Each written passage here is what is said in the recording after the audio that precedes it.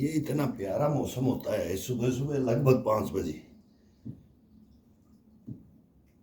5, सवा 5, 6, 5 और 6 के बीच में बहुत मौसम का ना ठंडी ना गर्म। अभी ये चैत का महीना,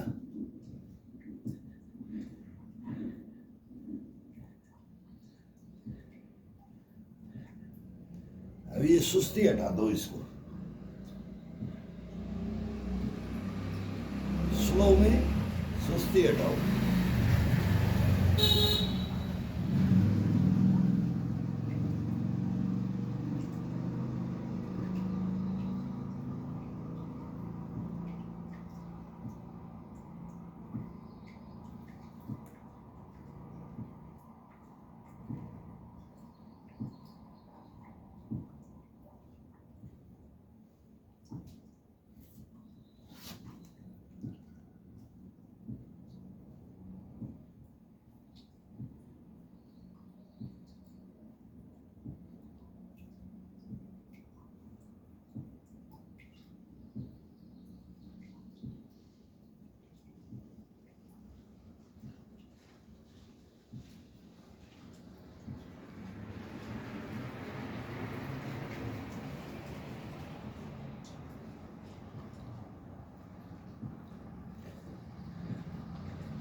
बोला दादा आज नहीं होगा, कल थक गया था। अरे बोला खड़ा बोले, आंखें बंद कर ले, 5 मिनट के लिए आंखें बंद कर ले, फिर देखना होता है कि नहीं होता है। बस इसका एक ही ये है कि उठने का और लगने के लिए। एक तो बाथरूम ही नहीं जाएंगे, कभी बीड़ी पीते रहेंगे कि भाई चाय पीते रहेंगे, अभी लगा नहीं, ये नहीं, बिस्तर नहीं छोड़ते हैं। इसमें मेन तो आ जाता है बिस्तर छोड़ने का। छोड़ने से पहले बाथरूम से नहीं, यहाँ से डरते हैं। यहाँ से डरोगे, ग्राउंड से डरोगे, मेहनत से डरोगे तो शरीर नहीं बनेगा, शरीर के अंदर तंदुरुस्ती नहीं रहेगी, शरीर फिट नहीं रहेगा।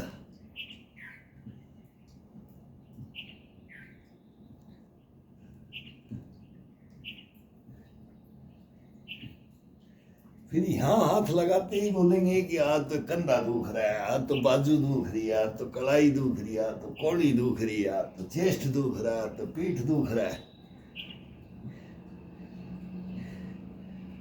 ये बहुत नॉर्मल तरीके से केवल 5 मिनट का टाइम है ये।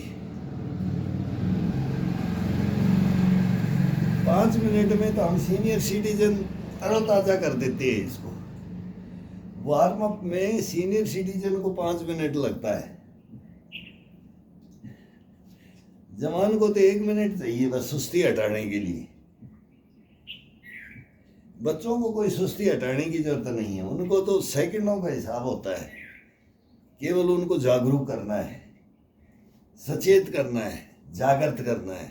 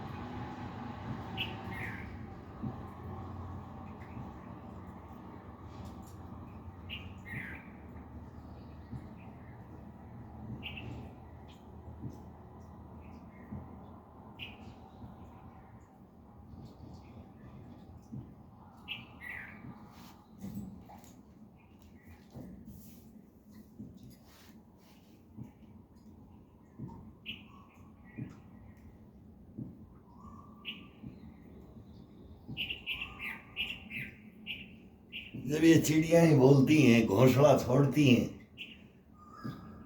जब कोयल बोल रही है, कोयल की कूक,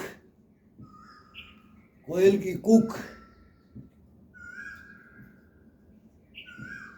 और ये सुबह का टाइम,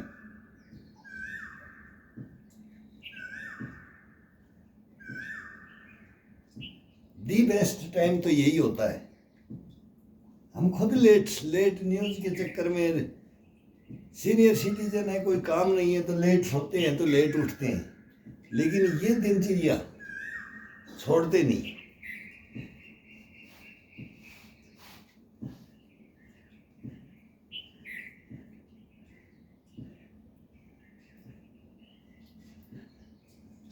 टाइम सब एक है, लेकिन इसका बेनिफिट डबल है, लेकिन आदतें गंदी हो गई हैं।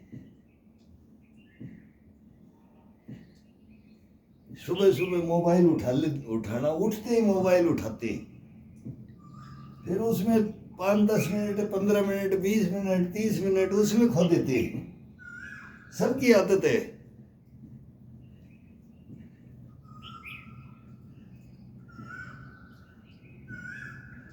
हमारी न्यूज की आदत है तो 11 बजे वाला न्यूज सुन करके भाई लास्ट के अंदर क्या हो रहा है दुनिया के अंदर, तो देखते हैं उसके अंदर क्या बकवास चल रही है।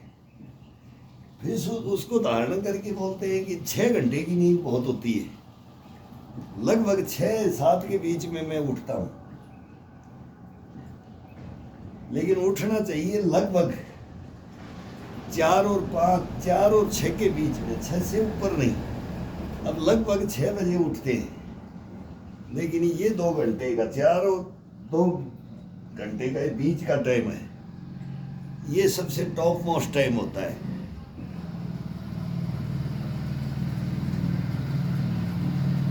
तो इन पक्षियों को ही देखते हैं। अब ये भी उड़ने के लिए घोंसले के अंदर बैठे बैठे कोयल की कूक चलती है, चिड़ियाओं की चू चू चलती है, तो ये इम्यूनिटी पावर अपने आप मिल जाती है बॉडी को। या देखो ये जानवर भी अब सुबह सुबह फड़फड़ा रहे पेड़ों के अंदर, ये भी एक्सरसाइज शुरू कर दिया है।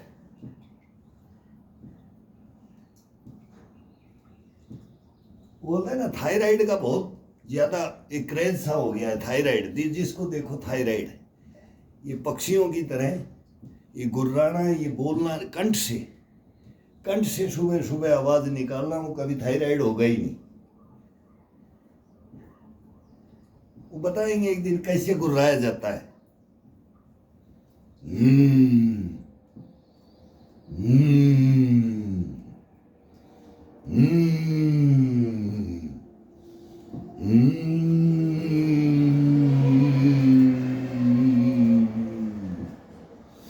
जैसे गाड़ी स्टार्ट होता है ना, गाड़ी चलती है ना, इंजन को रेस देकर खड़ी को उसको स्टार्ट करके और रेस देख करके क्या क्या करके करते हैं ना, अपने को तो व्हीकल आता नहीं।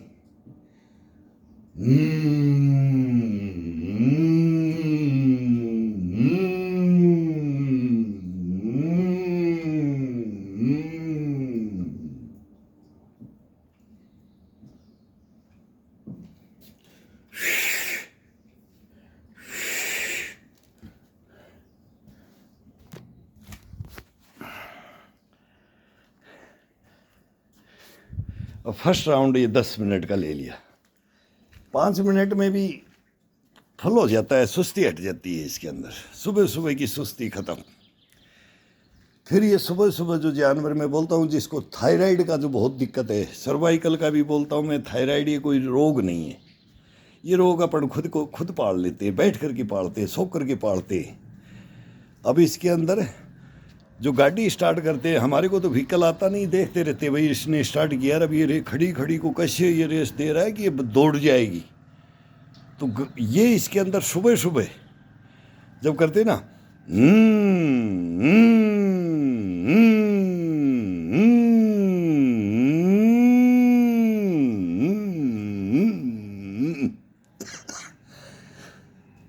अब नीम की पत्तियाँ खाई है मैंने, नहीं तो इसका लंबा बोला जाता है, लेकिन वो कंठ में ना फिर वो कड़वा सा रहता है थोड़ा। तो इसके अंदर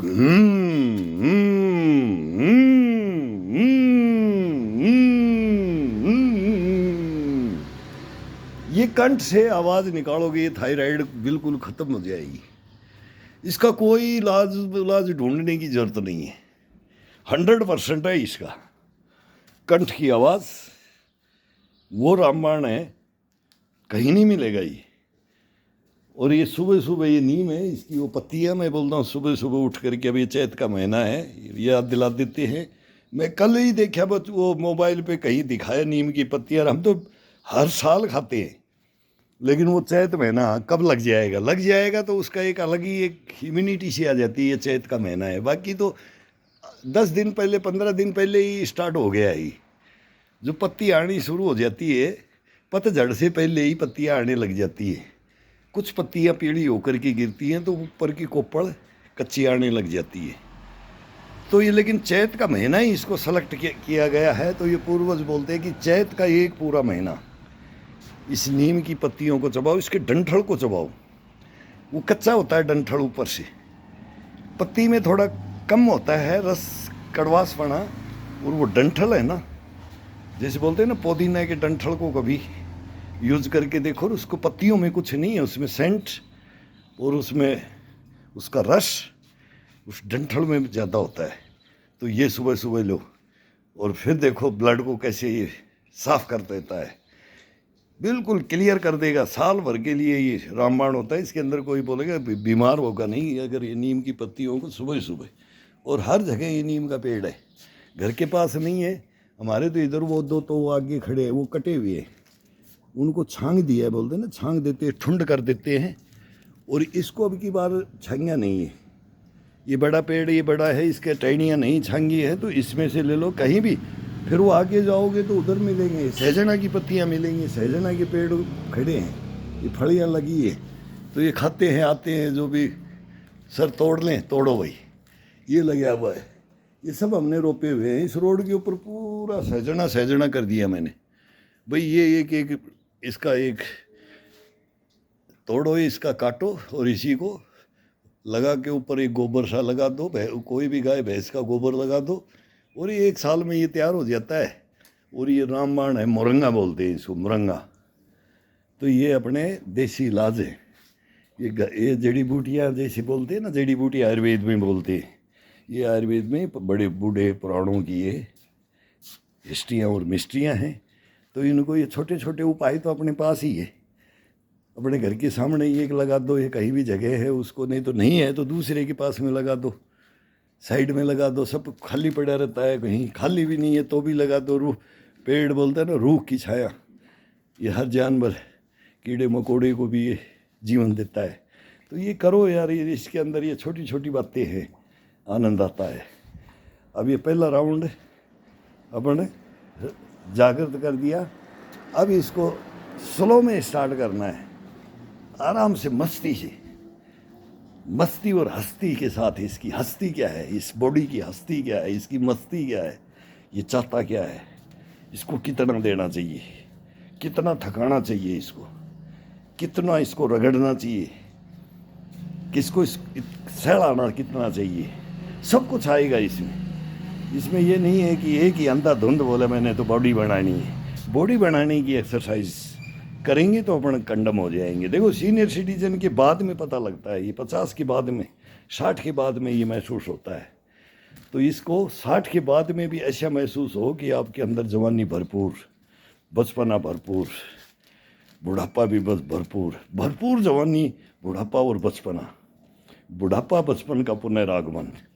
तो ये कहा गया है और कहते आए हैं, कहते रहेंगे। ये दर्द पीढ़ी दर आता है, बोलते ना बंदर कभी गुलाटी मारना नहीं भूलता है। तो ये इसके अंदर कूट कूट के भर दिया जाए। अब थोड़ा सा जागृत कर दिया, अपनी लॉबी है इसके अंदर घूम लो, नहीं तो सुबह सुबह 2 चक्कर इस पे रोड पे लगा दो, कहीं भी लगा दो। जो केवल एक मॉर्निंग वॉक ही कर करके, इवनिंग वॉक ही कर करके रह जाता है ना, बोले भोजन करके टहलो, घूमो, अब ये किसने बताया पता नहीं, हमने आज तक नहीं घूमे। नौ जो परिपाटियों के अंदर जो बैठे बैठे जो ये कानूनविद है ना, जो ये लिखने वाले और ये किताबें लिखते हैं ना, और ये डॉक्टर है ना, ये सब ऐसे कंडम करते हैं इंसान को।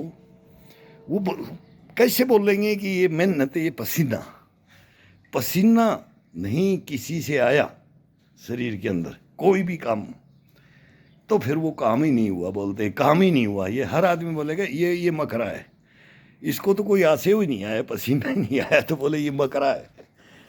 तो उसको पहले ही छाट दिया जाता है, वहीं पर उसको कंडम कर दिया जाता है कि भाई ये सक्सेस कभी अपनी लाइफ में कहीं भी हारेगा, ये जीतेगा नहीं, इस ज़िंदगी में कभी भी उसकी विनर नहीं होगा। ग्राउंड युद्ध के मैदान हो या फिर खेती खलिहान का मैदान हो या फिर शारीरिक अपना घर का या बाहर का, वो हरासमेंट रहेगा हमेशा। उसको कोई मतलब नहीं, वो अपना टाइम पास करेगा, दूसरा अपना करेगा, तीसरा अपना करेगा, चौथा अपना करेगा, उसको कोई मतलब नहीं है। ये हकीकत है, देखते आए होगे, देख लो, गर्दन घुमा के देख लो। और जिसने पसीना निकाला वो निकाले कैसे भी शरीर का, तो वो अपने जीवन में सब सुखों का आनंद लेता है, सब अनुभूतियों को ग्रहण करता है। ये 100% है। तो ये पसीना बहुत ज़रूरी है, सर्दी हो या गर्मी हो, बारिश हो। ये नहीं कि अपने आप आ गया, चलते चलते आ गया भाई, ये नहीं। उसका मेहनत के साथ उसका आनंद अलग है।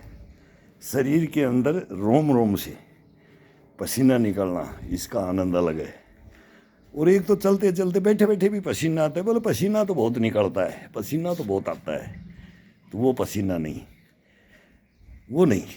ये कूट कूट के भरा हुआ है पसीने से, तो ये तो मैल से भरा हुआ है। वो मैल ऊपर का केवल चमड़ी के छिद्र ऊपर का पसीना आता है, अंदर से बॉयल कर के ब्लड, वो ब्लड का पसीना होता है ना, वो मेन होता है। तो ये करो।